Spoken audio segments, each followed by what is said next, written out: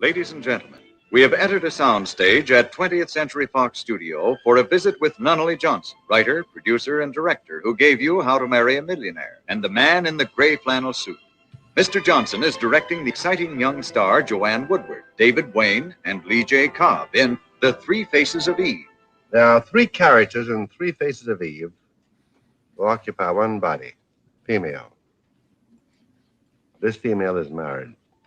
This is a true story, the most completely documented case of multiple personality in the history of medicine. The book from which this account was taken, also called The Three Faces of Eve, is the Reader's Digest Book Club Choice. Maybe he wants to get Bonnie away from me. You mean by divorce? No, sir, maybe not that, but if he could make me believe I'm losing my mind. Is that what you think he's trying to do? Well, I don't know what else it could be the way he tells it. Am I? She is a bit livelier then as the second of the personalities. Eve Black, a girl who learned nothing better than a few hookers of gin and a romp with a stranger. Don't you want to give me one? Well, I never seen you take a drink before. Honey, there are a lot of things you never seen me do before. That's no sign I don't do. Oh, thrill me. Let your kisses thrill me. Just like you and you alone can do. Hold me, honey, and fold me. Never hold me from you. And then this third specimen of young womanhood finally emerges. Please, Mama, please don't make me. Please don't make me, Mama. Please don't.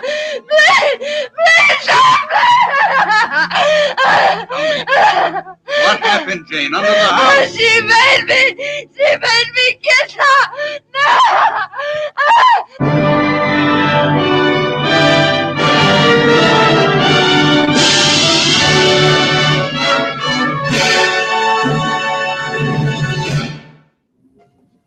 Don't you want to give me one? And talk about giving away the ending in the trailer. I know. Well, I mean, I guess presumably, since it's a real story, they assume that people would have heard about it in the news and everything, and that's why they'd be going to see it. But still, you'd think that they'd want to give a little bit of it. They seem to handle it a little bit more tactfully in that, though. You know what I mean? Like, really lead into like, oh, this is a true story. This is this woman's life, and she has three personalities, and this is like a real case study, rather than kind of, I don't know. I felt like the movie kind of leaned into like the fantastical parts of it a little bit. Yeah, this trailer seemed to make it feel a lot more mundane than they really made it in the film. Yeah. Yeah, it was pretty wild, frankly. I mean, yeah, I thought so. You know, personality should introduce us. All right, welcome to Movie Night Extravaganza. This is episode 71. I am here with, all three of my other personalities. Starting with J. Andrew, Eve Six World. Yeah, that's a solid opening name. Illustrator, artist, apparently Eve Six fan. Honestly, that song kind of slaps. Fabulous Twitter presence. That's all I'm gonna say. Fabulous. Yeah. Oh yeah, Max is lovely. They invited Jake Flores on tour with them for some reason. I don't know. I don't know what the combination is of like stand up and band, but well, it's not the first time it's happened. I mean, Vance Gilbert was opener for now I'm going to forget his name. Rufus from Bill and Ted. Yeah, Brian Posehn's gone on tour with a bunch of like. You forgot George Carlin's name. For a moment. Oh, the guy from Bill and Ted. Oh, you mean George Carlin? Yeah. Bill and Ted, his most famous role. Yeah, exactly. That guy. Did he ever do anything else? I don't know. I live under a rock. You know the guy from the Roadhead guy from Jay and Silent Bob Strikes Back. I'm also joined by Protonic Reversal and Conan Neutron, the Secret Personalities. No, Conan Neutron and the Secret Friends. Conan Eve Black Neutron over here. The sluttier one of the co-hosts. You're goddamn right, yeah. Pleasure to be here. I am very excited to talk about this movie and to hear the Movie Night Madness theme writ large, like in the show proper. It came out, the video too. It came out like a lot cooler than I thought. I think because I was kind of really shocked when I was putting together the clips of it. But you know what? We're also joined by Marina Dove, video essayist, co-host of Log Off Already. Although you guys are on hiatus, I think right now. We're coming back with a new show. We're gonna be called something different. Probably for the best. Yeah, absolutely for the best. But friend of the show and a welcome personality that has not been on in quite some time. And it's been a minute. It has. I'm happy to be here. And we all live on the internet together, so it feels like we see each other all the time, but that is not actually true. Well, I see you guys way too much, but no. Last week was a blessing. Very nice. I was playing shows instead of seeing you guys. It's great. Or were you really? Were you just repressed from Conan's from Forrest's actual personality? No. Maybe this is a cover story that exactly. Who can tell truly? Who amongst us? Getting rejected in front of the whole school, made my personality split. So now I have a sexual personality on that side. I have an artist personality down there. You know what I mean? Like, it's crazy. Considering all the stuff I do, I feel like I got a split personality sometimes. Let me tell you. But anyway, I don't think I can make those kinds of jokes anymore. But yeah, from here on out, we should probably handle this a little bit more tactfully because it is a movie. What a nice change of pace that would be. Yeah, it is a movie about mental illness. Yes, the woman that the movie's about actually ended up having 22 personalities by the end of. I guess at some point she got cured, presumably, but it wasn't anywhere near when she first started with the 3 personalities. And she was like an artist, so she would actually paint, and like each like personality would actually have its own style of painting. And I remember seeing that a long time ago on Facebook. Like they had a video of it from like some news show or from Vice or something where they followed her around and she was showing them all the paintings and like describing what each one of the personalities were. That was like one of my random like Facebook rabbit holes last year. And then I realized it was the same woman. I was like, oh shit. But and she ended up not even being able to come up with names for them. She called them like Purple Girl, Strawberry Girl, like I don't know, like stuff like that. It must get tiring to like come up with like distinct names for all of them eventually, Just be like, whatever. Your name is Bubbles. But I grabbed parts of the actual case study. This is presumably kind of it's based on the real story, but also based on a documentary that they did, where they took like words right out, like the whatever transcript right out of it, and kind of copied it. So you'll see a lot of the same. And we can pause it between personalities, I guess. But this is what it was actually like to I guess interact with her. Well, these days. I feel tired. Feel tired? You felt tired for some little time, haven't you? Yes. I see. Do you hope and expect that this will all soon be terminated? Yes.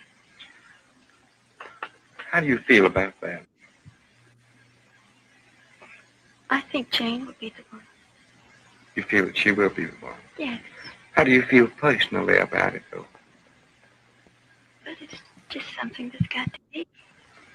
Do you I feel... want to get well, and if that's the only way to get well, that's the way I want it. Do you feel that you will be in any part of it?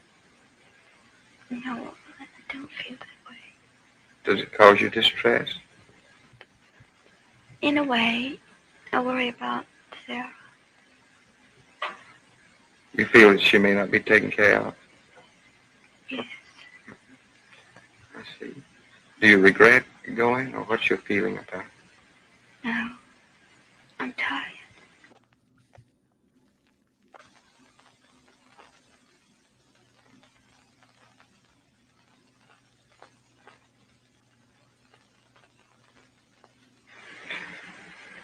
Could I speak with Eve Black now?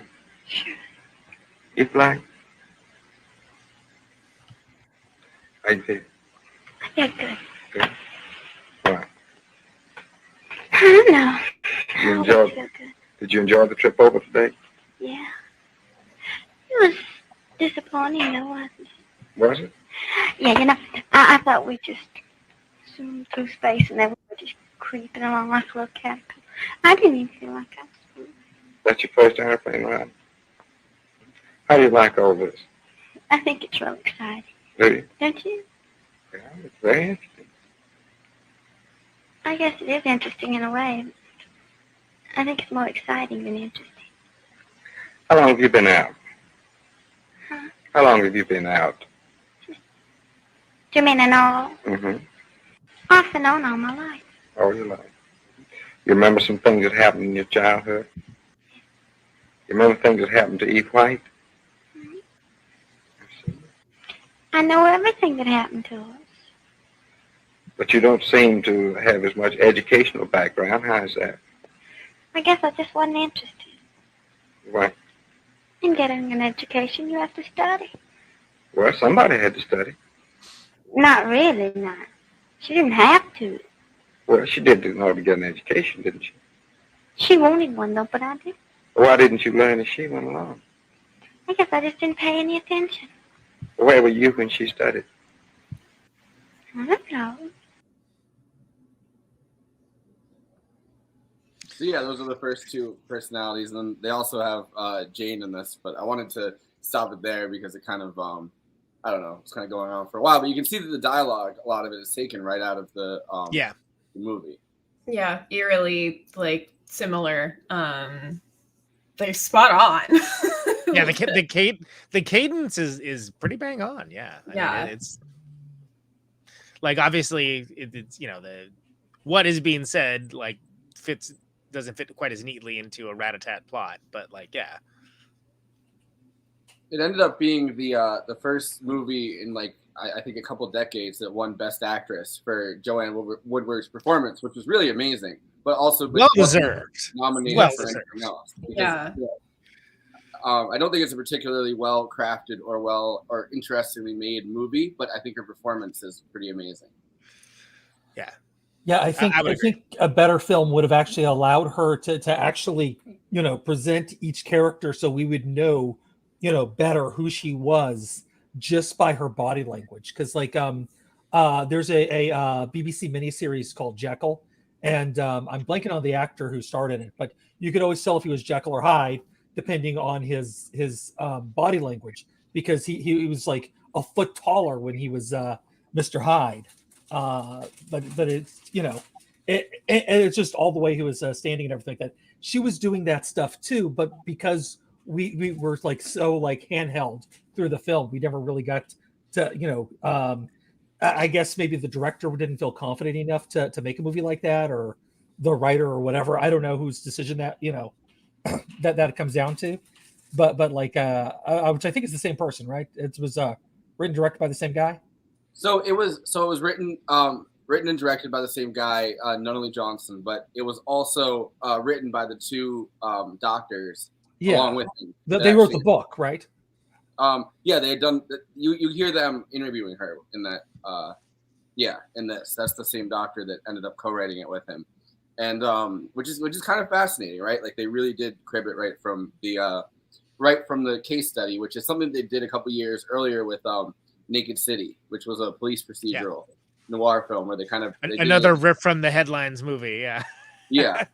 So this was kind of a trend, I think, for a while, where if you were trying to handle something that was maybe a little bit more controversial, whether it was mental illness, whether it was crime, something like that, like you could just go right from the headlines, and then I think the censors probably wouldn't come after you as much, because you could be like, look, it happened. I'm just kind of making a semi documentary.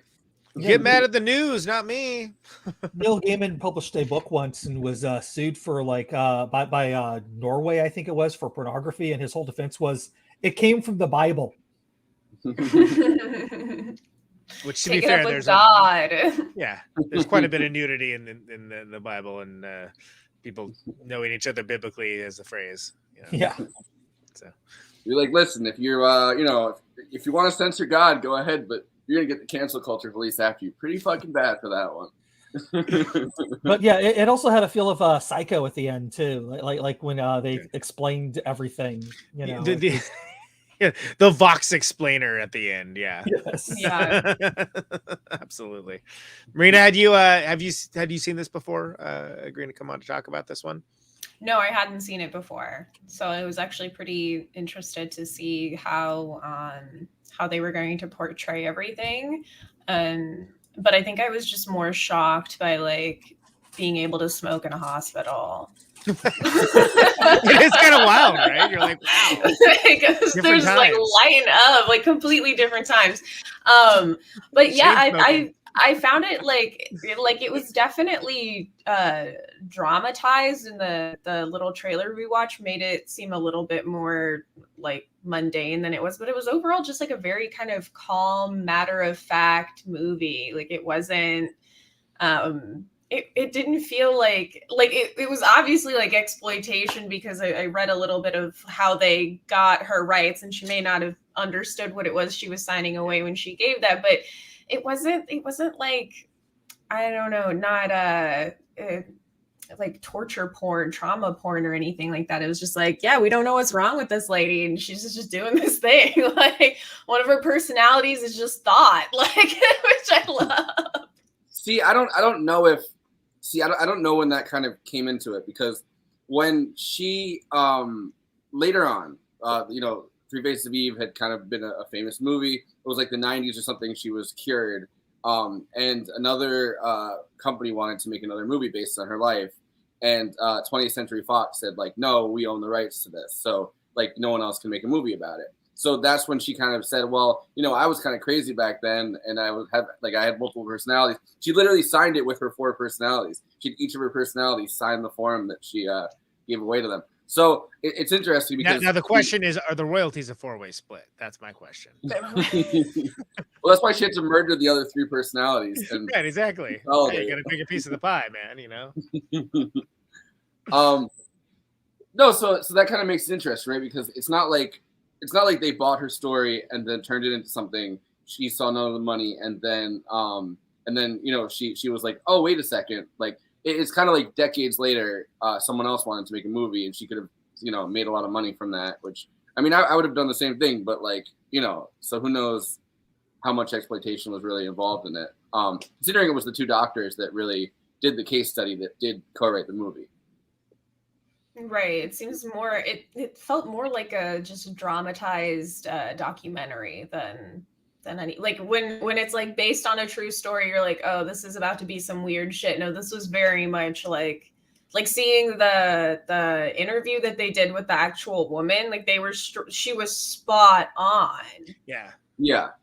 Which speaks a lot to John Woodward's acting ability as well, because he's a total badass in this, and like, yeah, lauded justifiably. Yeah, she's fantastic. I mean, every time she's doing, and I think also that kind of speaking a little bit to an earlier Andy point, I think you actually can kind of like there are subtle things that she does that you can kind of tell, like, oh wait, oh, it's someone different now. Like, but it's so subtle, and they don't take advantage of it directorially, like, at all. It's more interested in like, no, let's get over the next plot point, this and that, which is kind of a shame, because I think that as compelling as her performances could have made the story a little more, given a little more stakes, I think, to have that. But it was interesting, because I was trying to think of like all the different movies that have done like a Three Faces of Eve kind of thing since then, but sort of like more finely honed it and more like made it, either much more obvious, or like used it as like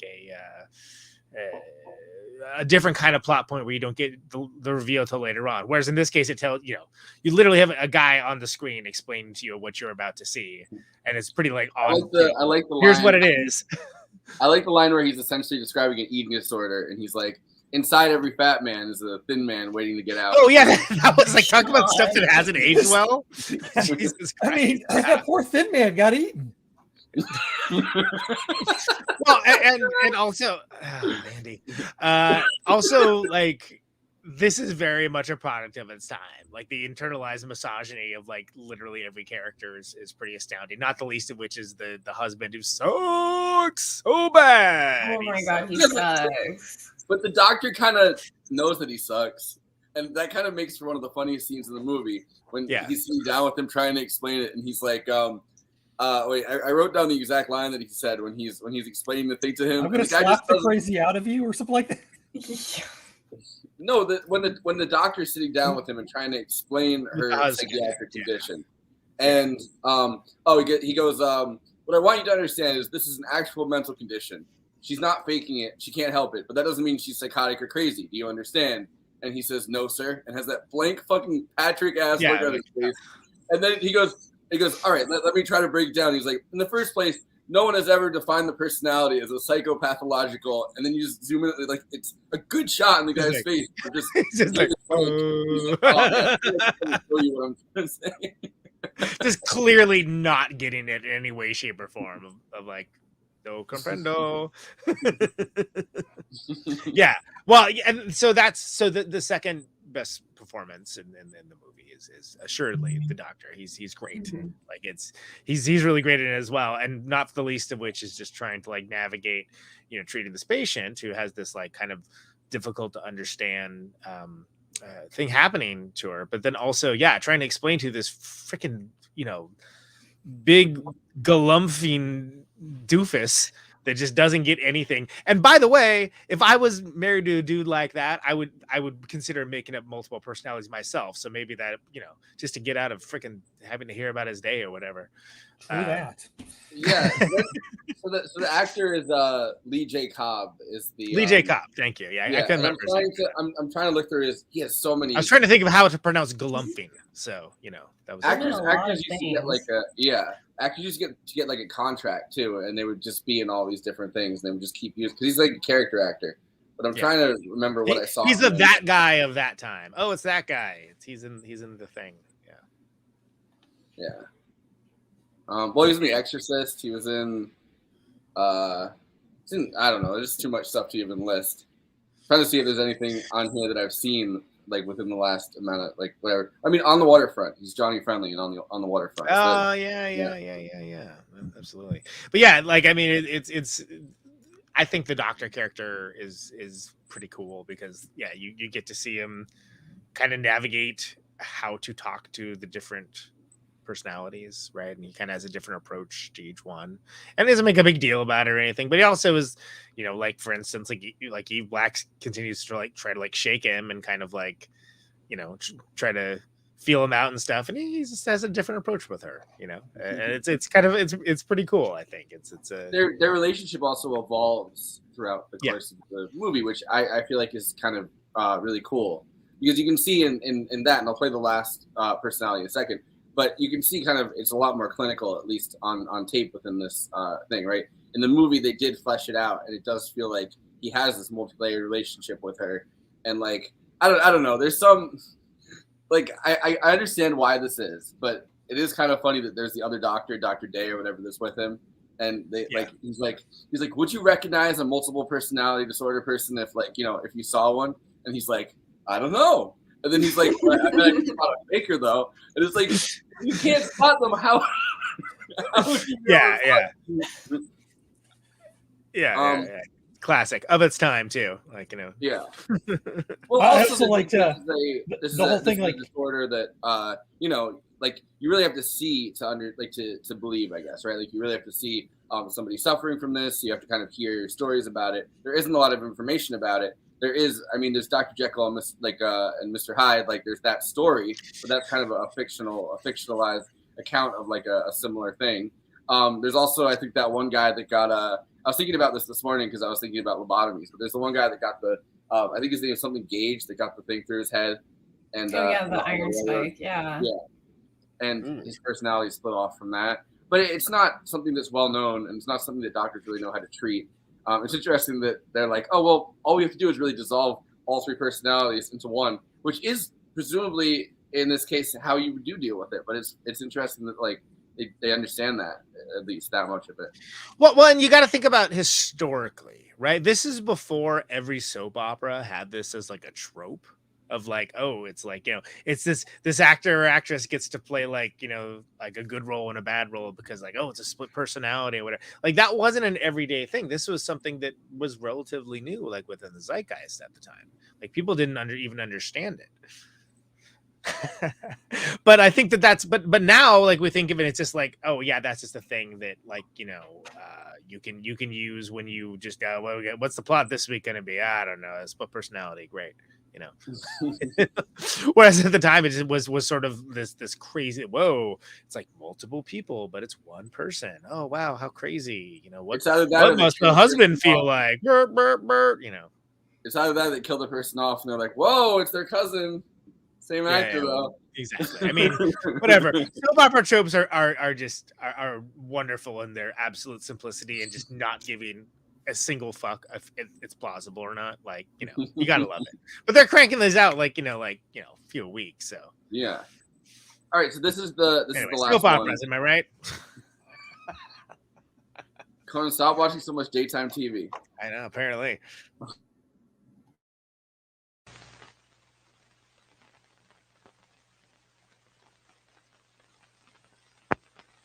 Could I speak with Jane? Jane? It is real exciting, Dr. Dickman. You enjoyed the trip over? Yes, I do. How do you feel about the future? I'm optimistic. Do you think that you will be the surviving one? Or? I think that's difficult to say right now. I see. Do you feel hopeful? Yes, I'd like to live. What do you feel about the little girl? Well, she seems like my own now. I've been around her quite a while. I see. You're rather looking forward to it? Yes. You don't mind the responsibilities, obligations? Do you have any sort of future plan for yourself? At the present, no.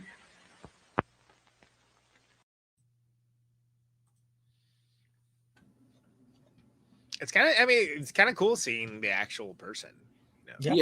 Yeah. And I grabbed a few of these different situations, including one of her after the fact, and they kind of they seem to have dramatized the actual case study, so that at the end, like, you're left with her, and they kind of do it the same way that the movie does, which is kind of a fascinating way to do it because they didn't actually cure her, so they kind of make it seem, I think, like they did, and like that she's kind of planning out which one of these personalities is going to end up being the one that actually triumphs, and it's like, how can you possibly know that? Well, yeah, and it's, I wonder if they just felt they needed to like slap on a quote unquote happy ending or whatever on it because it was sort of like bleak territory or what. Although really, like, when you get the rationale for like why like she is the way that she is, it's sort of like, huh? And then it's like when you see how the actual person, like the trauma she has, like, oh, that makes sense. That I get. But we're just like, oh, she was like under a house, and it's crazy, man. What? I thought they were gonna say like, no, don't make me kiss her, don't make me kiss. I thought they were gonna have her like the mom like do something to her, and I was like, oh fuck. So I didn't research the story beforehand, and I was happy that it wasn't that. But then it's way darker than I thought. Yeah. Marina, go ahead. Oh no, that's exactly. I thought I was like, is this because you often, I don't know, think of like wanting to dissociate from reality comes with some kind of traumatic event, and that didn't seem that traumatic. Like, not to downplay people's trauma, but like having to kiss a corpse is not like that. I don't feel like that would make you lose your shit like that and like almost kill your kid. And I mean, it's not like the corpse is bleeding, because grandma just got hit by a car. And we're going to make you kiss grandma. But no, she's been cleaned up by the morticians. Yeah. She's embalmed. Like, there's nothing, like, she's not rotting. She's literally just there and stuffed grandma. Right. So the actual story behind it is that she was like 6 or 7 years old, saw a guy that had drowned, like she was at a place, the guy drowned kind of in front of their family or whatever, and just happened to be at a watering hole, which is something that happens. And then within the same month, she was at a lumber mill. They were touring the lumber mill, and the guy got ripped in half by the saw right in front of her. That would make me insane. If I saw that as a 6-year-old, that would make me completely nuts. So you realize that, like, you know, they get to the bottom of that, and it's like, oh fuck, like, but that is, I feel like people used to die way more, like, in weird circumstances, like early no, but like, well, before OSHA. Yeah, no. I feel like decades ago, right? Like, people weren't necessarily fully conscious of all the different ways, like all the ways you could really kind of protect yourself. People were working in these big industrial sectors that, like, you know, could have just, you know, people would just kind of go into the machine because no one really was paying attention to how the machine actually worked to get sawed in half. Like, it's unfortunate that both those things would have happened in the same month, but like, it does kind of make sense. I feel like from like an early 20th century standpoint, when you're like, oh, this is like the 1920s or 1930s or something. And like, you know, people aren't really like, oh, we should be really safe about this giant saw. Like, so someone like either trips or something and leans into it and gets sawed right in half. I'm like, all right, well, that kind of makes sense for the time, I guess. Like, I feel like people used to die. I mean, there's literal like plagues and like, you know, Spanish flu and stuff like that, like the bodies and like multiple world wars. Like, it feels like life was kind of cheaper in a way back then. Like, nobody was really paying attention to how many different ways you could really get pulled apart by things, because it's just like there's so much terrifying. It's like living in Australia right now. It's a veritable smorgasbord, people. Like, you get pulled apart in so many different ways. It's like there's a not enough buffet industrial accidents anymore. Yeah, exactly. Well, you know, we industrialized rapidly. Like, not to get all socialist about this, but like, we industrialized incredibly rapidly and went into an economy that we weren't really prepared for, where giant machines were kind of running everything, and nobody really was like, hey, maybe workers should be protected from these giant machines. No, like, you would be in a no, you send children in there to fix them. Yeah, right. Literally. Yeah. They got those little hands. They can. If a guy falls into the vat of lard, it's just extra seasoning. Upton Sinclair was just a bitch. Like, how did that skinny guy get into that fat guy? All right. That's a good callback. Listen, sometimes you find a thumb in something and you're like, that's the prize. That's the prize that, you know. It's my lucky thumb. Keep it with me all the time. No, like, so I think that kind of made sense to me in that way. I'm like, all right, well, this is like a time when everything kind of felt a lot more terrifying. At least, you know, right now, like, there isn't that many safety valves, and like, that could conceivably be the case that, you know, number one, someone drowns, which still happens all the fucking time, but like, then you know, your family's like, let's go tour the local lumber mill. There's nothing else to do, you know, like, we listen to the radio for 60 hours this week. We're bored of that. Let's go tour the local lumber mill. And then they're like, oh man, there's somebody that his intestines are out. That sucks for him. Yeah, that sounds very gushy. I feel, that. Say what you will about Victorian children, but probably would be a little fucked up. Yeah, exactly. The ones that didn't get eaten by Queen Victoria, of course. But, exactly. Or the blood used to keep her alive as long as she was. Yeah, I feel like there's a lot more discussion of dismemberment on this movie than I felt that there was going to be. But I think these are all good points that, I mean, we just didn't have, like think about culturally now. Everyone's able to become an armchair expert at anything by, like, you know, looking at their phone and tapping their thumbs for like 10 seconds, right? And we had to, you know, culturally kind of get up to speed on even the idea of what differently aligned mental illness, as it has come to be known, and different, dissociative identity disorder and stuff like that. What those were. I mean, think about like when did like the modern DSM come out? I can't even remember. But like, I mean, they come out every couple of years, you know. Yeah, but when did they start actually putting in? There was a big thing for a while. They didn't. I mean, they had, like, you know, hysteria in there at one point, you know. Yeah, and Forrest said that homosexuality was a mental disorder. Exactly. Like lesbianism specifically was the one. Right. Yeah. Exactly. And then of course they've constantly revised them. Thankfully. Yeah. Well, I mean, yeah, just in the same way that they used to think that like there was an element called phlogiston that caused fire before they understand the principles of combustion. And that's we learn and we change, hopefully. But again, there was so little understood about actual mental illness. It was usually just used as a kind of plot point for like why someone would murder. In that same way, there was always like, oh, they're just a drifter of some kind, right? And especially like post World War II. And depression post World War II, there were a lot of like quote unquote drifters, and like it was a very easy way to have like a plot point or a character that you could just don't have to worry about too much about a backstory to pin something on. So anyway, multiple personality disorder, I think we think of it as like, all right, but this is I think is an interesting movie because it is one of the first depictions of that, and it does so in a way that is not.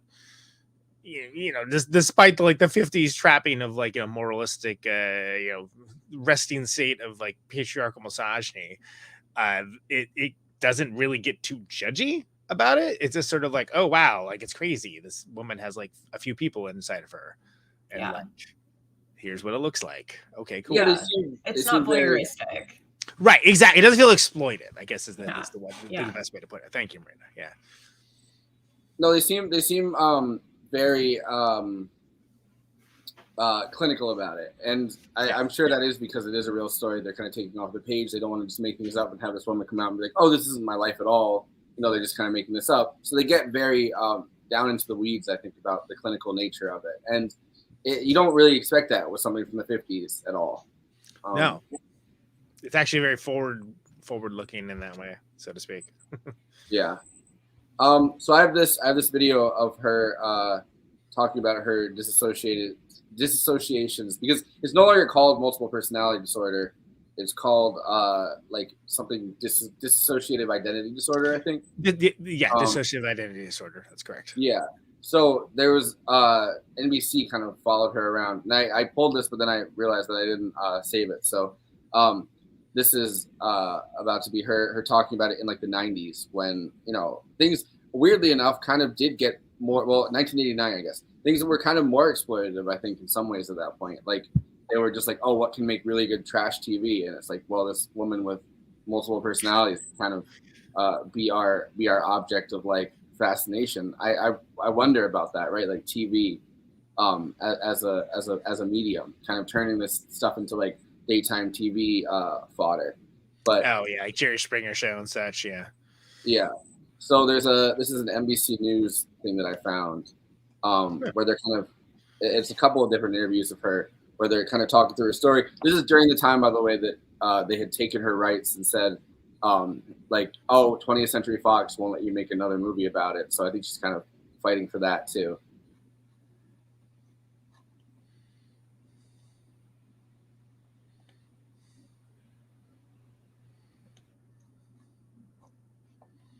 The really Chris Sizemore, who is now 61, continued over the next 20 years to develop 19 more personalities. And they continued to come, she says, in groups of 3. In the last group, there was one called the Purple Lady. She thought she was 58 years old and she wore bifocals. Coexisting with her was the Strawberry Girl, who thought she was 21 years old and could read from the telephone directory without glasses. Also in that group was the Retrace Lady, and she was the intellectual of the 3.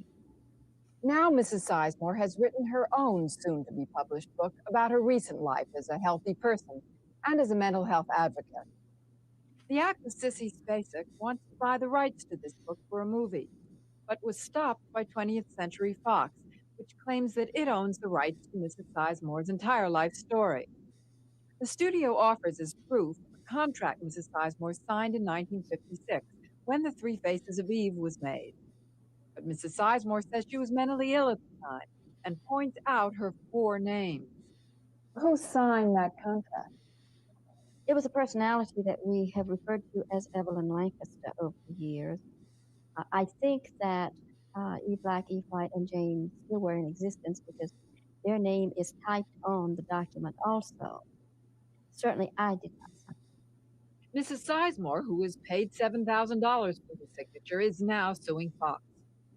Our first position is that the contract does not give them anything more than the right to do her life for the 3 Faces of Eve period. And second, the result would simply be unconscionable. You cannot take someone's life 30 years ago for a very small sum of money and expect to own it for the rest of their natural lives. 20th Century Fox, which declined to be interviewed, has until March 27th to respond to the suit. Meanwhile, the woman whose illness has won more credibility and understanding in recent years is living peacefully in Florida with her singular self and with the memory of all those others. Today, I know that they are a part of me. So I'm the sum total of all of them. But you know, I think I'm more than that today. I've become my very own person, too. When I was just 2 years old, I saw a man taken from a ditch who apparently had drowned. And I heard the word death, and then I saw the scene that revolved around that. And about 2 weeks later, I saw a man cut in half at a lumber mill. To help young Chris deal with the horror she'd seen, 22 personalities emerged. They're so real. Their tone of voice changes, their facial expressions are different, their skills are different. But 7 of the 22 could paint. This was painted by the Retrace Lady. The Smithsonian offered Chris $125,000 for it. Here's the work of the Strawberry Girl who only ate strawberries. And this is a self-portrait of the Purple Lady who saw herself with brown hair and eyes. Chris's art was on display at Charter Hospital recently, including this painting done by Chris. And after 20 years of therapy, all of her personalities have integrated into one. I know I'm the sum total of all 22 of those personalities, but today I think I'm more than that. I think I've become my very own person as well. Good for her.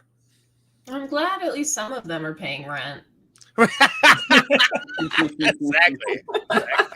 Can you imagine having multiple like personalities and none of them fucking know how to do shit? They're just all bimbos. Yo, it would suck to be the 2 that can't paint though. She has 9, and 2 of them are just useless, and you're like, paint something. What the fuck? Like, I feel like everybody, like, any case I've heard of this, they always have like a couple that are like infants or very young. So I get it. Like, we don't believe in child labor. But yeah, put those personalities to work, girl.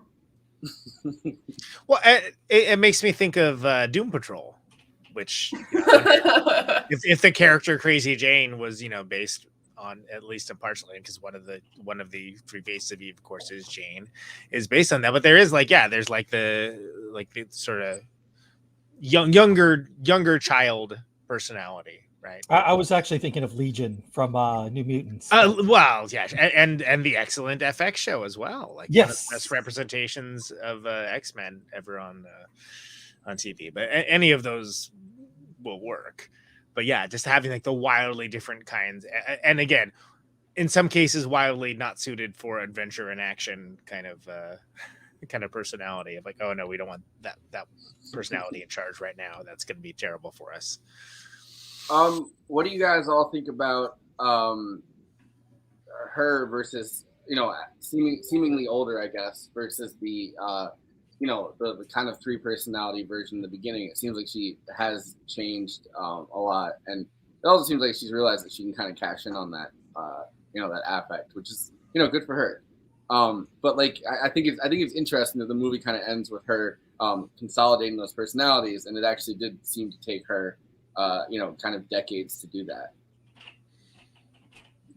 Right, because like, how much of your kind of dissociation is in part to you being married to someone you clearly hate. Like, it's like you hate your marriage so much that you just become a thought. Like, and so like what part of the culture that she lived in contributed to just worsening mental health?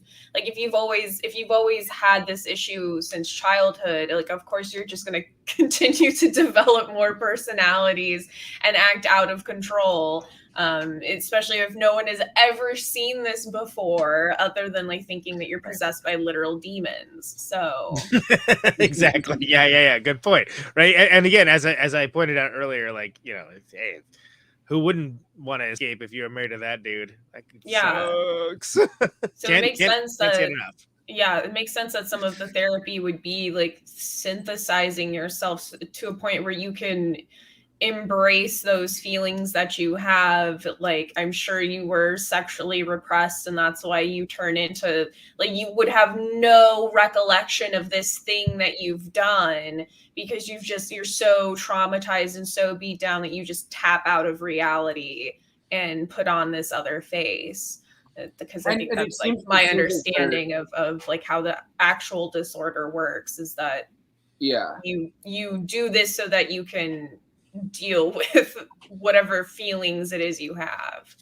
Right. It seems like her Eve White personality, at least in the movie, is all of the things that kind of society expects of you, like being docile, being peaceful, they're dutiful, wife. Yeah, I definitely wasn't expecting that part at the end. Like, I wasn't expecting it to end with the youngest personality that we see actually being the like better option. I was just like, well, I guess they're just gonna lock her up. Like, I don't know, this is probably just gonna suck for her at the end. So I didn't see that coming. Yeah. Well, so it seems like her all of those kind of incredibly repressed, incredibly stifled tendencies kind of are in her personality that she sees as her main one. Like, she sees as herself. And then obviously, her thought personality is her like more fun ones. It's interesting that she can sing in the Eve Black personality. And then, I mean, I don't know if she can or not, in the Eve White personality, but it does seem like it's kind of that night and day where it's like, all of the things that make you human, really, like, wanting to go out and dance, like wanting to go out and sing, associate with people, not just be with this one fucking weird redneck guy that seems to be like a little bit mentally slow. Like, he doesn't seem like, the way that the guy plays that character, at least, it doesn't seem like he's cognitively all there. Like, not the quickest study necessarily, even if intelligence notwithstanding. Gonna beat the mental illness out of her. Like, is that how you deal with these? You beat the cancer? Like, you're gonna beat the common cold out of me, buddy? Like, come on. Yeah, put on the boxing gloves and get in the ring, like, let's go.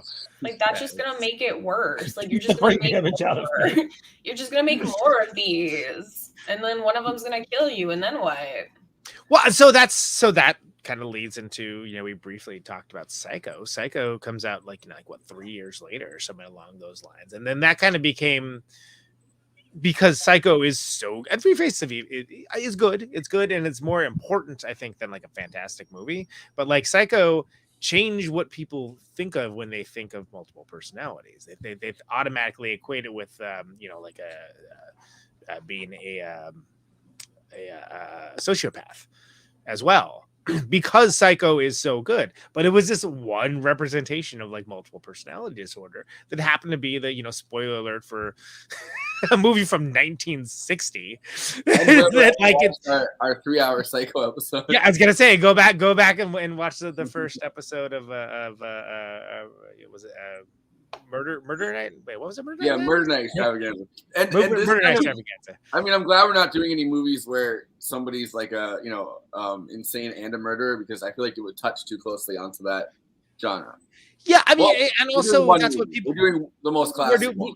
We're doing one, and we're closing the month with it. And I think it's important because it's like, again, people, especially in the horror genre, right? Like, it's an easy get to think about it that way. But it's crazy that, like, in just a few years and one really great film, it changed what people's ideas of multiple personality disorder are. Like, people will still make jokes to this day about, like, oh, well, watch out, I'm a serial killer too, ha ha ha, JK, or am I? I don't know. I just want to say, though, a Sissy Spacek led remake of Three Faces of Eve would have slapped. Yeah. Slapping all over the place. Because Sissy Spacek is amazing. So, she could have, she could have made that movie where we're saying that we wish that that this one could have been. Is one of those personalities just Carrie? She is like telepathic. But honestly, if you saw Castle Rock, I was gonna say the Castle Rock episode where it's like the best depiction of dementia ever. Yes. Oh my gosh, that was so good. And it's like a bottle episode, and it's like I felt like I was the only person that saw it, but I was like, oh my god, this is incredible. No, that was absolutely all the awards for this. If you've not seen Castle Rock, after you finish watching this, go to Hulu, watch both seasons of it.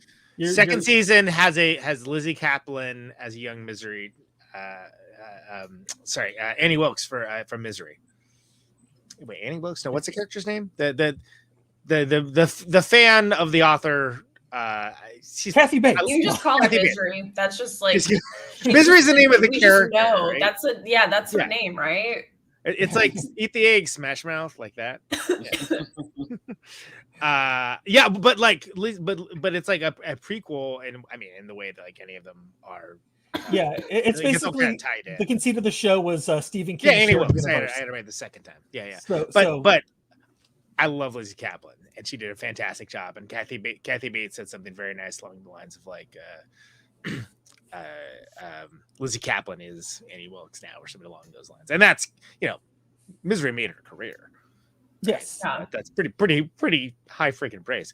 But yeah, Castle. I don't know why Castle Rock. There's so many lesser shows that. Whatever. I don't want to get into it. Whatever. Anyway, but I agree. That's I almost said Carrie. God damn it. Sissy Spacek's bottle episode about dementia is freaking astounding. I mean, her performance of the whole show's great, but just that one episode. That one episode. Like goes above and beyond what the rest of the show is. And just the fact that she can play mentally ill so well, and be as just so heartbreakingly good at it. It makes me really wish we got that Three Faces of Eve remake with her, because that would just destroy us. That would have slapped. Yeah. I mean, I don't think that necessarily though that this woman really had a tragic story either, right? Like, I did want to bring this into it too, because I like that throughout the movie the doctor is make sure to tell you over and over again, I don't think she's crazy. I don't think she's psychotic. She just has these multiple personalities, and it's kind of its own thing. And you have to understand that, she's split off into these three different. I do like I wish they delved more into the idea that, they've never really defined the personality as, as a standing thing. Like, they've never really defined it as a solid, I don't even. I mean, he uses the pathopsychological term, but I don't even know how I would necessarily They've never. It's not fluid. I mean, it is fluid. It's not. It's not solid. It's not like something that that is really structured. Like, your personality could change completely, and you could still kind of. It doesn't make you crazy. You're just kind of sectioning off parts of yourself. So I found that interesting because it seems like that's kind of progressive for its time, right? Like. They're not just kind of throwing her away, how they used to. And instantly judging. There's that flash judgment thing going on. A lot. But the weird thing though, the one thing that stood out to me about this movie was she attempted to murder her child at the beginning of the film, and they never touch on that again for the rest of the film. It's like reference in passing one time, and other than that, hey, Mom, I don't really like the choking personality. Yeah. That one's not my favorite. It seems like this movie was made when it was legal to beat the shit out of your children, so it's probably just like, she'll be fine. Like, she would have grown up getting her ass whooped anyway. Like, every kid gets murdered, has an attempted murder story with their parents. Like, let's be real. Like, but yeah, I was surprised that the husband wasn't a little bit more mad. I know he said, if you get up, I'll kill you, but that was it. He's not upset in the. That was kind of a high hey, I was going to murder our child. Hey, it's my job. It's my job. It's a man's job. Women just want to do everything in this relationship. Right. Women want to go to women want to go to the Big Apple. Women want to murder their kids. Women are doing all the things that men want to do in this story. By the way, I don't know exactly where they were, but it's kind of weird that he keeps talking about the Big Apple, and then also he's going to Tallahassee. Those are diametrically opposed kind of looking. Is the club named the not Big sure Apple? where this movie was taking place. Yeah. Was the club named the Big Apple? Was that? No, I thought he was saying she kept going. Maybe the club was named the Big Apple. Maybe I was. But they never showed like an establishing shot. That was like one of the weak points of the movie. Is like you know, in comic books and in film, you always want to like establish where you are, and you do some kind of establishing shot. And there's never like an outside of the thing, you know, to see that's the Big Apple. They just kept referring to it. I thought they were in Georgia for some reason, which is why I found it weird. Yeah, it seemed free. I had a weekend free, so I went all the way to New York City. Yeah, that doesn't make much sense. Yeah, it kind of does because like it's like the same amount of distance from like San Francisco to like LA, San Diego, which is like an 8-hour drive. Yeah, if you're from the West Coast, do that. Not long. It's not. Oh yeah. It used to be like we would do weekend tours. We do that every weekend. You're like whatever. But that's like going from LA to Seattle or Washington. It's a lot further. It's 8 hours only gets you to like halfway, so you get to DC. No, I road tripped. I road tripped from New York, where I am, to 20 miles outside of Atlanta one time with. Actually, I just found out that I went with my friend's family, and I went with my friend and his grandma, and I found out the grandma passed away, and no one had bothered telling me about that. And that made me really sad the other day. But I went down there to Atlanta with them, and I'm trying to think because we had to split it up into 2 days. It didn't. We had to like rest for a little while at like a weird motel where I met meth heads for the first time because I don't know. I just had they were hanging out. They were having a good time. What a treat. Yeah, exactly. I did that in the back of a pickup truck. We have good old-fashioned crackheads here, and we have tons and tons of, like heroin addicts. Never really met a full-blown like group of meth heads until I went to Virginia and stayed at a hotel. On my way What's a group of meth heads called? Is it like a murder of meth heads or a meth? No, a group. Good times. I don't quite know where to go with that. I have a couple of meth stories from growing up in Meth Desto, aka the meth capital of California. Oh God, yeah. But yeah, I also spent most of the time as an adult living in Oakland, so got to see plenty of the other stuff as well. Lots of crack, lots of heroin, et cetera, et cetera. Yep. Getting Adderall feels like an adult. These are the drugs I've seen. Get your ADHD waves on. I mean, but this is like, it's just kind of interesting that, like, to me, it's kind of small town USA. It's clearly somewhere in the South, like in Arkansas, like Alabama, Georgia, maybe potentially. I thought it was Georgia because I thought that's why he ended up going to Tallahassee. Yeah, well, they also mentioned her sister was in Atlanta, or somebody was in Atlanta. Yeah, and they were at like the Georgia University. But they never said where in Georgia, which I was just like, where is that? Is that Macon? Come on, tell me. You have a theory? Write us and find out. Yeah. I'm trying to see if Jacksonville is where the husband goes to. But I'm trying to see if they have a thing anywhere on it. Don't know. Don't care. Anyway, so I think it's interesting that the way they shot it, sort of like it doesn't matter, because I think the idea is meant to be it's Anytown USA to a certain degree, right? Like this could happen. That's why the accents kind of like came and went too.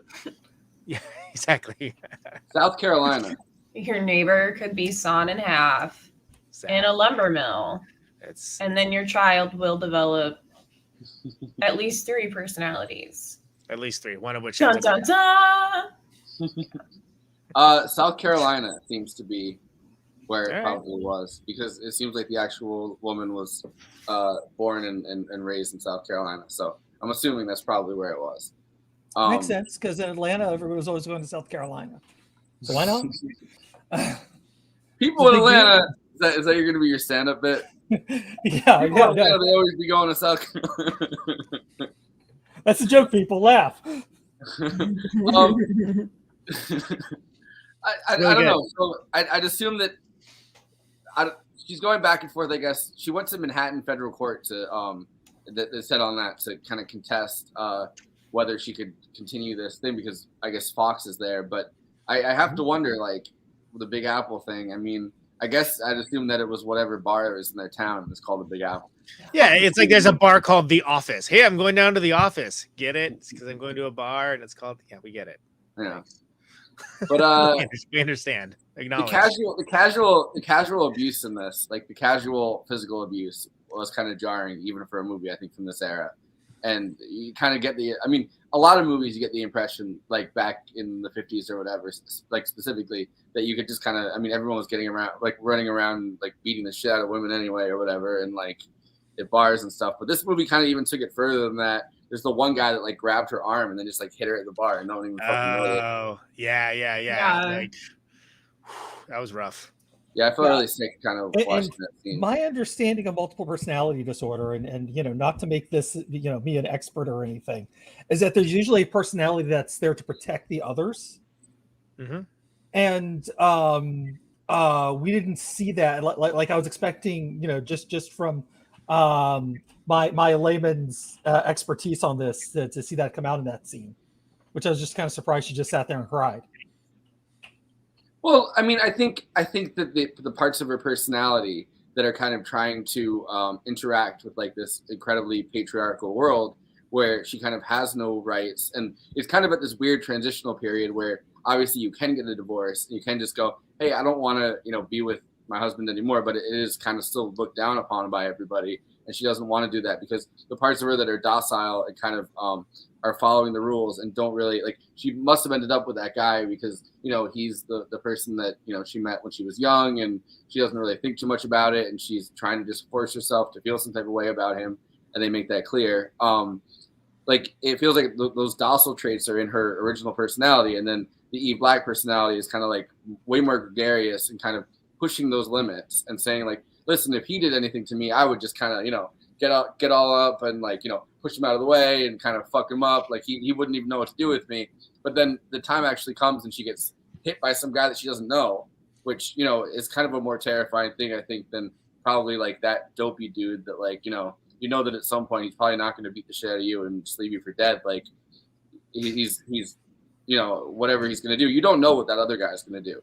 So it kind of feels like a moment where she realizes he's an unknown commodity. Yeah, in that way. Yeah. Yeah, it's. I like that it isn't necessarily made like a major plot point, but it's a huge part to the story. And you get to see that, like, especially this is like when the Eve Black character is like strutting around and kind of doing her stuff, and then it kind of just that's a harsh reality that, again, very emblematic of its time. And no one seems to make that big of a deal of it too, which is also like, wait, what? Jesus. The bartender's not like, hey, you can't hit a girl here. Like the bartender. Yeah. It's like, hey, what's going on over here?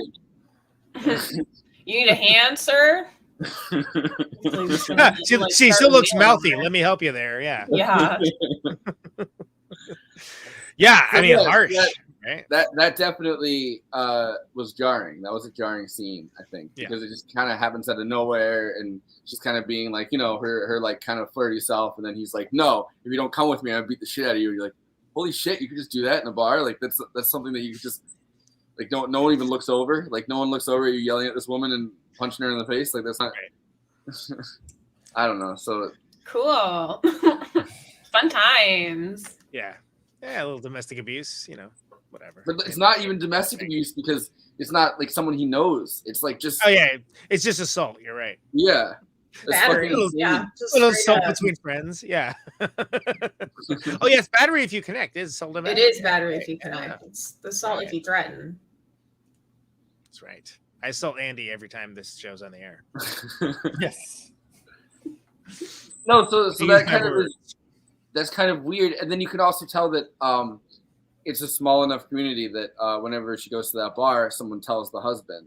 So it has to be like, people are kind of watching her to some degree and going, hey, your wife was out at the bar again, singing to random guys, getting assaulted, like whatever the fuck happens at the Big Apple. Like, I don't know. It's not something that it's not like she's in a new town where it's like nobody knows her. She's in a town where everybody kind of knows this whole thing, and she kind of is married. And there's obviously a military base too. Yeah. Yeah, some kind of military base, and then she's also married to the dumbest guy on earth, who like the second something happens is like, "Hey, you're putting one over on me," and. Well, that's a great scene too, because what was it, Ralph White, right? That's the character's name. Like, after being openly like disdainful and like kind of distancing and like all the empathy of a freaking rock, suddenly like is like, I was like, oh hey, she's hot, like okay, and like just is immediately like loses any of his quote unquote principled stands and what he thinks may or may not be happening to the first second he thinks he might get some from the woman who also, let's be clear, is also his wife. Yes. Look at Glenn Whitewald over there, that's a great scene because how Joanne Woodward portrays it as Eve Black is so good, because it's very clear that she's like kind of toying around with him too, right? Yeah, like she knows what she's doing, and she knows and like, let's be clear, that guy has no surprises in his portfolio, right? Like that guy's a pretty much an open book, and the book is like a Reader's Digest. The book is one piece of paper that has like a couple words written on it. Right. You're like, all right. The book is a loose leaf notebook, and the second page is a drawing of a penis. Go ahead. Yeah, sorry. And there's coffee stains and right, exactly. sticky stuff on the back. And... a doodle while he was on the phone. Animals not on the side of the book, and like there's just like a But I mean, presumably speaking, though, that is kind of when that protection personality kind of takes over, because she's like, what can I get for all of these personalities really for myself though, as a I can get an extra dress out of it, or can I get this? Like, obviously I'm going to kind of be hauled off to Jacksonville either way. What can I really, can I get myself a better deal than what I have now? Because this guy kind of, and I understand the social interaction of it, but like, he's like, oh, well, I can't really, like my wife wouldn't approve of me kind of seducing you. And she's like, but aren't I your wife? And then he's like, yeah, well, I guess you are. And like, there's this weird back and forth. Like, is this personality a completely different person, or are they the same person and they're my wife? And like, what the fuck is happening? So like, her toying with him is kind of that back and forth. And I love when she gets up off the bed and jumps all the way and is like, oh, you gotta like buy me a dress first if you want to do anything with me. And then he's like, oh, I don't know if you're my wife or not. And she's like, well, I might be, I might not be. Like, want to buy me a dress and find out? Like, yeah, exactly. Show me the money. I think that's a great scene. I think that's, and it's interesting because you also kind of don't know where it's gonna go. Like, you kind of like, oh, this could go a couple ways. This could get really dark. This could like, go like very romantic. Low odds on that second one, considering the nature of the husband character. But I thought it was cool because it showed that, like, as much as like Eve Black was like the party girl, right? Like she knows what's up. Yeah. And it's interesting that every new personality that she has in real life, as well as in the story, perceives everything else going on in her life. Like, the most cognitively limited of the personalities is her original, or what she perceives as her original one, right? Like, that kind of is kind of meek, and each successive personality that she gets and develops can see what's happening with all the other personalities, from the depth, and doesn't quite, it's interesting when you realize that the other personality, neither Eve White or Eve Black, can see the Jane personality, like what's happening at that time. Like, she's like, yeah, I don't really know what's going on. Is that her doing that to me? And it almost feels like there's this conflict within the three personalities, where it's like the more time that they spend as this Jane character, who does seem to be the most put together, I guess. It seems like she's maturing, and those qualities of her maturing are coming off in this third personality. Yeah. Like, it feels interesting that she can kind of perceive everything that's happening, but then she's this third person. This so independent personality. I'd be interested in hearing what our resident elven princess has to say about any of those earlier topics. Marina, do you have any about the whole like hotel husband exchange with Eve Black? Anything did that jump out at you? I just love the performance. It was she just did that coy little thing so well. And yeah, we'd love to see a slut winning. It's just funny because, like I said, you got to make them pay rent. If you got to slut one of your personalities out for a new dress, who am I to judge? Yeah. I'll just However you get there. shit for some cute outfits. Exactly. It's the department store era, which is kind of a very interesting place to kind of set this because, you go from having shitty fucking garment and textile places within your town that are just kind of coming up with whatever and like putting you in it and being like, listen, your husband, they'll love it, whatever, like leave us alone. So like actually you can get these designs. It's an actual ad campaign, actually. The 30s were. I know, I wanted those shoes, the shoes with the chandelier on them. I was like, oh my God. She's got good taste, whoever she is. It starts being a time period where like northern textile places that have been really working on it forever in New York City and all these places are able to just mass distribute these like outfits to down south and all this stuff. But the problem with it is in this case that like also the people at the store in your hometown, the department store, like know your husband. Yeah, that was funny. She's getting like snitched on by everyone. Like I think I would go crazy too if everybody was just like telling my business because it's like she never like. Well, I know it's a film for the censors, so I don't know how much of this is true, but it's like if you're not like actually sleeping with anyone and you're just going out and dancing, like what's the problem? What's the beef? I can understand if you don't remember having sex with people and then that becomes like just a health hazard if you're not getting checked out and it's the 50s, you're not getting checked out. Like that's where we get problems, but that's neither here nor there in the movie. So it is kind of a town full of snitches, though. You're right. Like everyone's like real busy. Like I guess there's nothing going on, so they have to, They just want those stitches. Maybe they just feel bad for the husband, and they're like, "Oh, he's a little slow, so like we gotta." Yeah, they feel bad for the husband, but then it's like, does nobody notice how she's a completely different person when you see her and doesn't remember being here? Because you're not concerned a little bit. Yeah, that's assuming that they acknowledge her as a person at all. Yeah. So you see the problem. I also wonder how true it was that the psychiatric hospital was actually that nice because they're like, this is not an asylum where there are bars and cages. Like, yeah. I don't know. It was kind of funny watching this movie and One Flew Over the Cuckoo's Nest back to back because like there's that I was watching that and then I'm like, oh, this is like a nice asylum. This is a nice psychiatric hospial. She's having a good time. It seems like everyone's kind of just hanging out. And then it's like, oh no, fuck. You didn't see the whole movie, did you? Yeah. Yeah, I know. It's weird fast. Yeah. It's about a cool dude who hangs out with other cool dudes at the asylum. It's an awesome movie. It's a very dudes rock movie. That was me. That was me when I was 15, but no one got lobotomized. Yeah. I'm about to quickly sock my way into some coochie.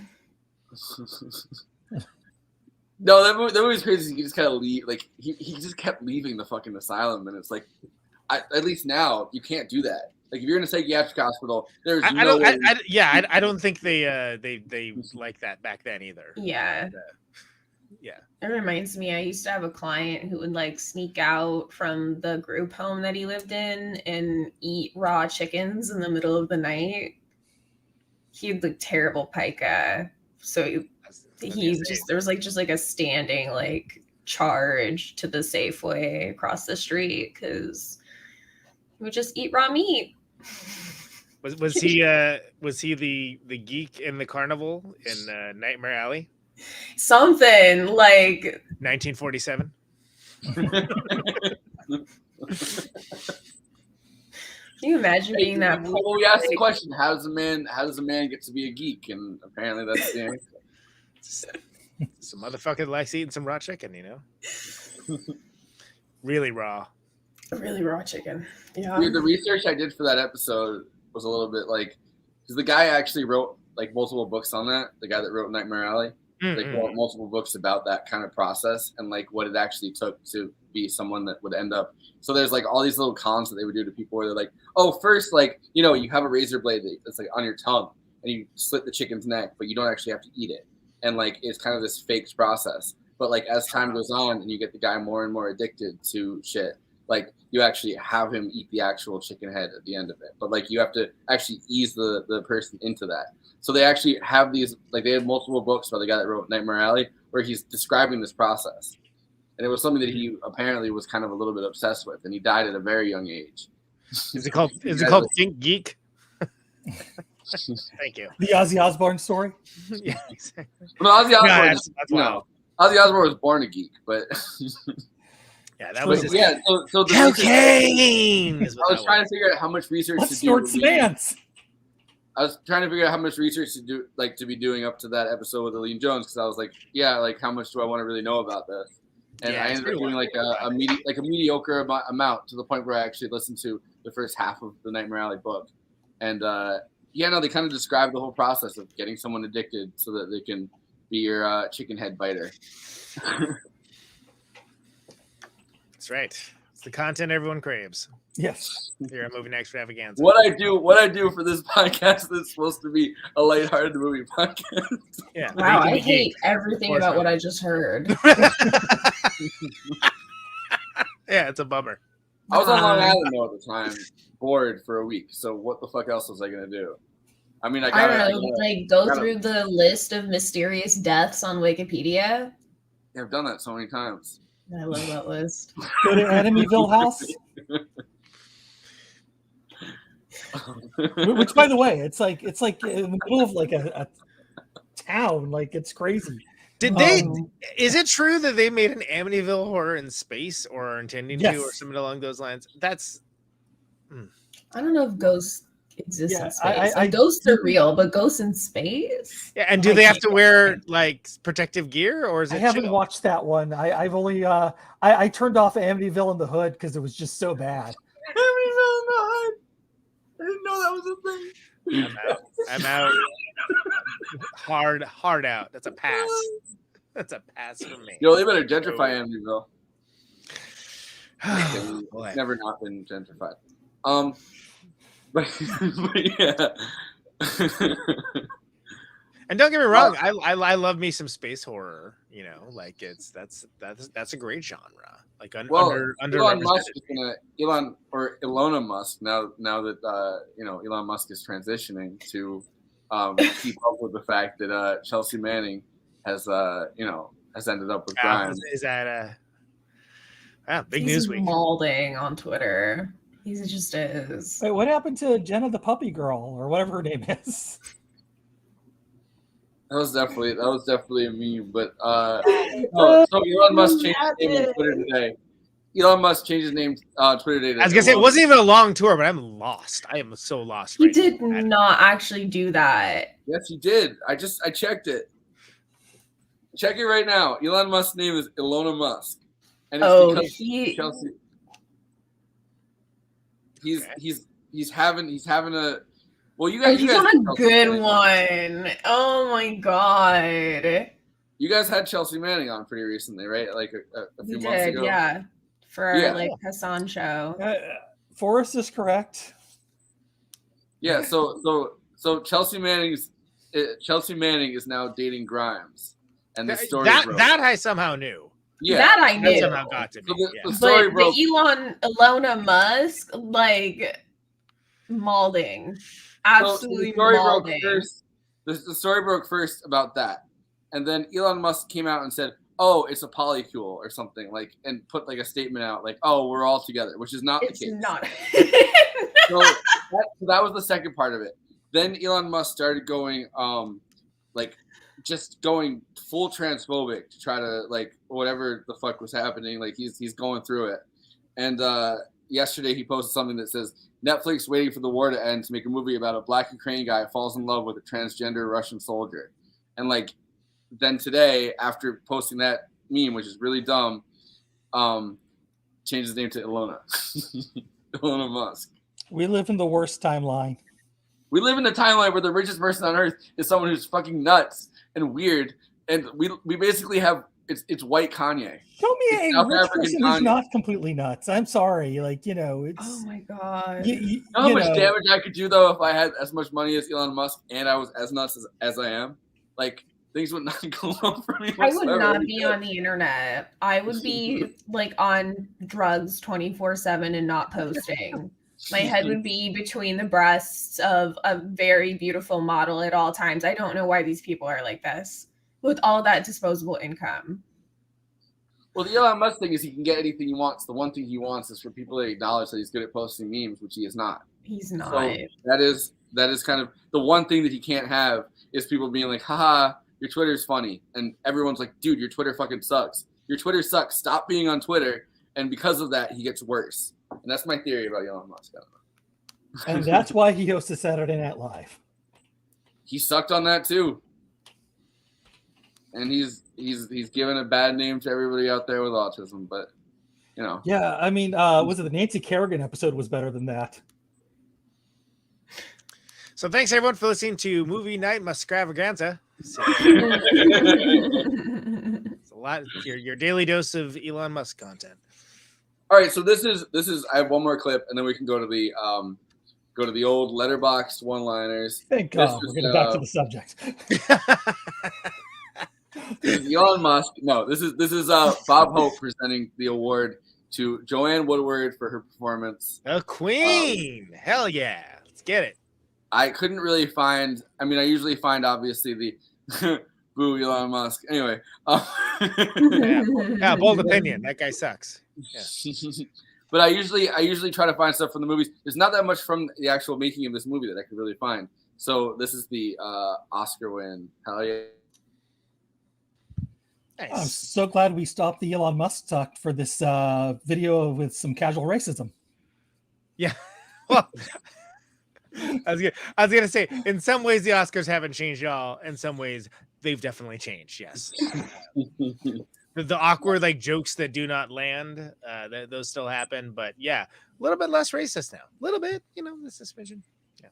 Well, it's also two of the most wonton soup. Woof. Anyway, but yeah, good on you, Joanne. The most virulent far right Hollywood figures kind of ever devised. Yeah, exactly. Bob Hope and John Wayne, kind of full blown Reaganites by the end of their lives. Because he was their friend, but also like because they're just raving fucking lunatics. The whole Western genre, as far back as John Wayne, is just kind of glorifying a genocide. So. Yeah, even Stagecoach, which I quite like. It's the depiction of the Native Americans is pretty much a drag. Yeah, I preferred the racism to making awkward speeches about being vegan. But you know what? Fuck it. He's a niche audience, though. But well earned, by the way. I don't know if y'all are familiar with the rest of the movies that year, but Three Faces of Eve, Joanne Woodward's performance is clearly the winner there. So they got it right that year. Yes. I mean, honestly, that would win most any year, that performance. Yeah. Or at least should. No, she really did a great job when you actually look at the actual footage of Eve White. I mean, not actually named Eve White, but they did name her that for this thing. When I was watching it the first time and didn't know that was like her actual name that they used in the documentary, though, I was like, really, Eve White and Eve Black? She has that little imagination that the opposite characters. Well, and of course, who can forget child actor Jack Black? I was expecting an Eve Gray in Battle of the Balrog, but that didn't happen. Got it. Marina, you got an Eve White joke? No, I don't. Okay. Because there are so many, especially with the Best Actress category. Like, I think that there tends to be like a few kind of like approved Best Actresses, right? Who get them, and then there's folks that clearly should win. I mean, this always happens, but like think of Amy Adams in Arrival. I don't think she's even nominated for that. It's astounding. She's so great at that. And like whatever. Anyway, the Oscars, crazy man. Bob Hope, John Wayne. Let me say something racist. We'll get on to the Letterboxd one-liners, everybody. That's right. Three Faces of Eve. Of course, Letterboxd is a place for film. It is a place where everybody gets to talk with and to each other about the movies that they love, the movies that they maybe do not love, the movies that they want to discuss, of which one of the best for us anyway, uses of that site is to express yourself in reviews of the one-liner variety. There's no Siskel's and Eberts. There's no lords, no masters. Everybody gets to have their say, all their personalities. And that's what this bit is. There's letterbox one-liners for Three Faces of Eve. I wish Eve had a fourth face who was a great screenwriter. Holy shit. I like the film, but possibly Zach. Yeah, you got him. All three faces look like Kirsten Dunst. Yeah. And you know what? That's a bell that was rung for me. That I'm like, you know what? Yeah. Can't unsee now. Yeah. When that make that biopic. It's nose and it's face shape, I think. That's yeah. Good acting, no story. Also, fuck the husband. I would conjure a personality to cheat on him too. Exactly. That dude fucking sucks. He did nothing wrong. A scarecrow. That dude is the scarecrow from Wizard of Oz, but like the actor playing him. You know what I mean? That's like just the brainless farmer guy. He's just that. Yeah, absolutely. Eve Black was so hot. Facts. Yeah. That's just a statement of fact. We need to say anything. You'll get it. Yeah. Damn girl with the curtain wire. All right.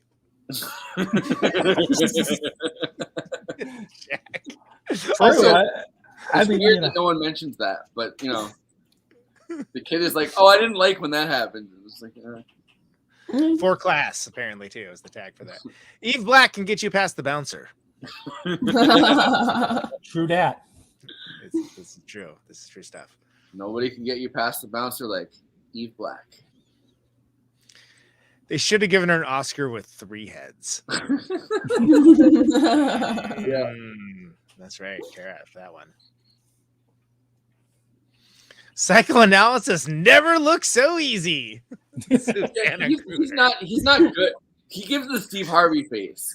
Every fucking time something happens, he gives the fucking gaping mouth Steve Harvey face.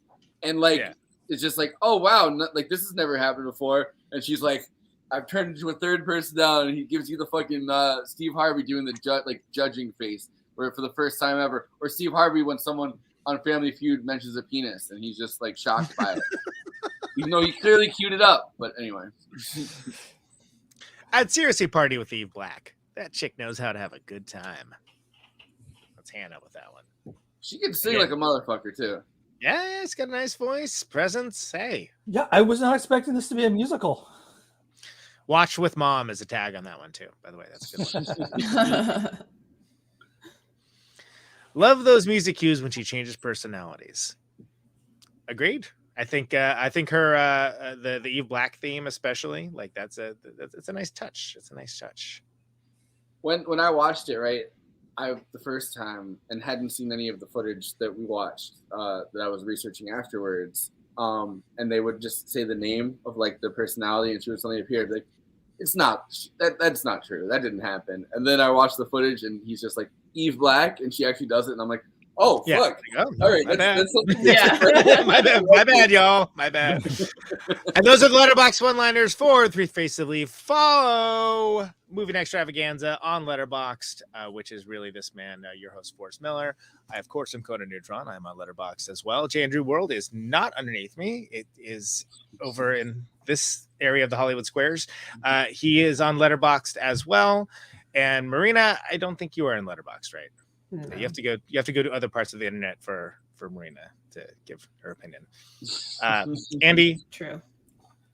Yes, take it away. For watching this right now on Twitch, please subscribe. If you happen to have a Amazon Prime account, you can subscribe. That's for free for you, but that actually does really help us out.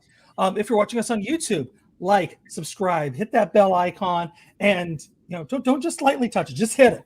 And once you hit the bell icon, I will change personalities completely. Yeah. It's the musical cue.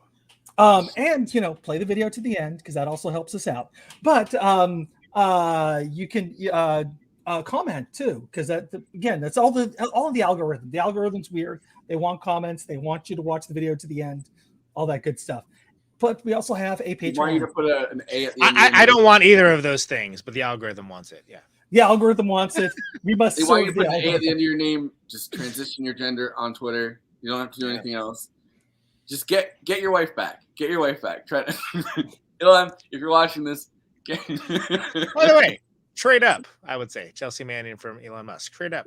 I love Chelsea Manning. Like I heard. Well, number one, I just think she's an American hero, and I don't think like we've had that. Like the other American heroes, quote unquote, that we've had is kind of disappointing us, even within that sphere. Like Glenn Greenwald, obviously, but like just even within that kind of whistleblower sphere, Chelsea Manning is someone that's never disappointed in that department. So maybe I'm just rooting for her in that sense. But like I think her tweets are fucking hilarious, and the fact that she's just like engaging with people in the same left Twitter sphere that I am kind of makes me like root for her even more, because I'm like, yeah, this is like when someone that you don't really know but like graduated 10 years ahead of you in college or high school or something like hits it big, and you're like hometown hero over there. Okay, can I finish up talking about Patreon? I was gonna say you walked over our plugs for the show, but that's okay. Yeah, because if you want to hear more of Forrest's thoughts about Chelsea Manning, join us over on Patreon, because he will make those videos just for you. And audience of one, just you. You're the only one that wants it. Yes. But subscribe that way. Help us out.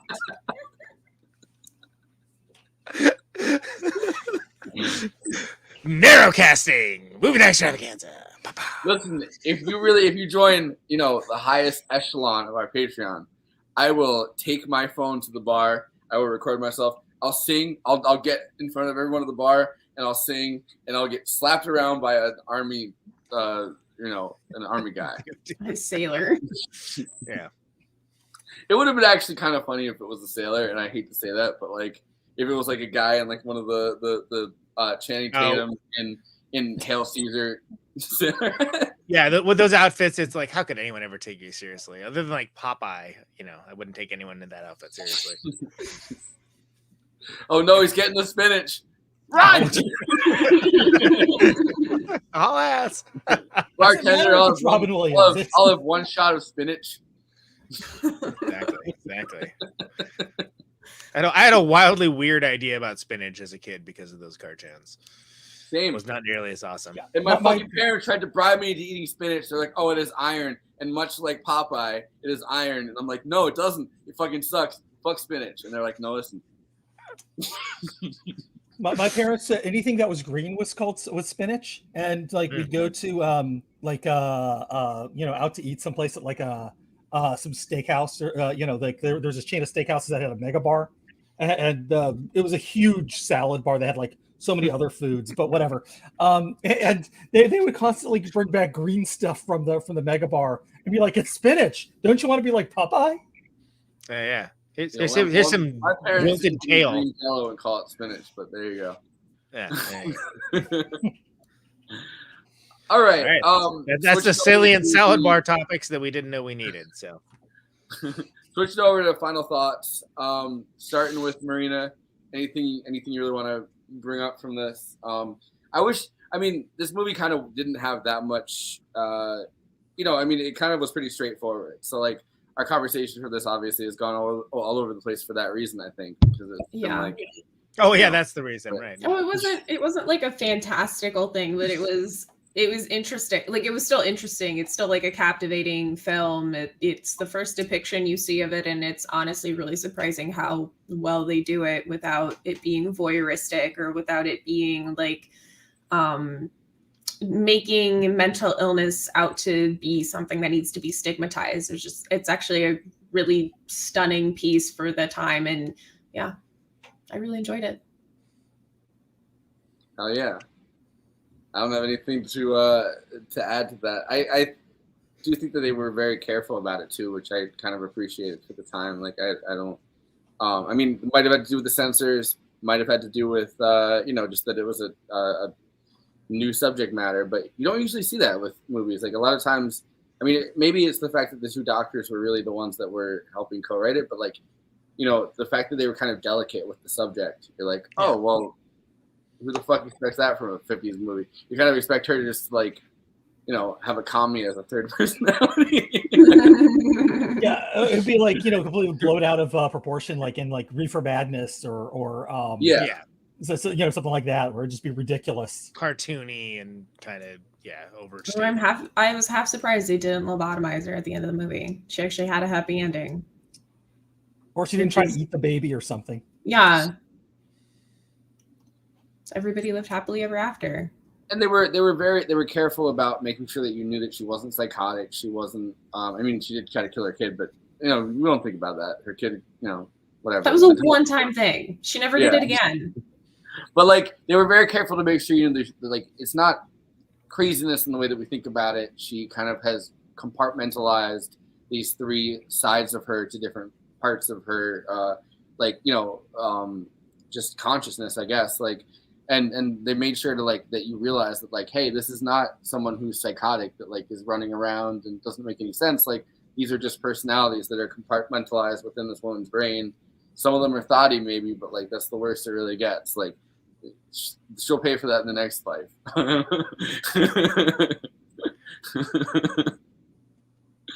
Just kidding. Yeah, Conan. Following that, huh? All right. I think Marina said it all pretty well. When we're talking about doing, Movie Night Madness, there's obviously 100,000 movies that come to mind, and some folks might look at this as like, the eating your greens part of the curriculum, maybe. But I think it is an important film, and it's an important film for all the reasons mentioned, and it's interesting. It's cool. And Joan Woodward's fantastic. I mean, absolutely fantastic in it. And it's one of the first depictions of a thing that later became a trope. And it's, if you are interested at all in movies, sometimes people are interested in movies, are interested in where things came from. This kind of came from here. And again, hijacked completely by Psycho and sort of immediately became something else. But it's worth watching just because of that. And also the dirtbag joke of a husband guy played the Mad Hatter in the Adam West Batman TV show too, amongst other things he did. He did other things as well. But since we talk about comic stuff quite a bit here, I thought I'd bring that up for Andy.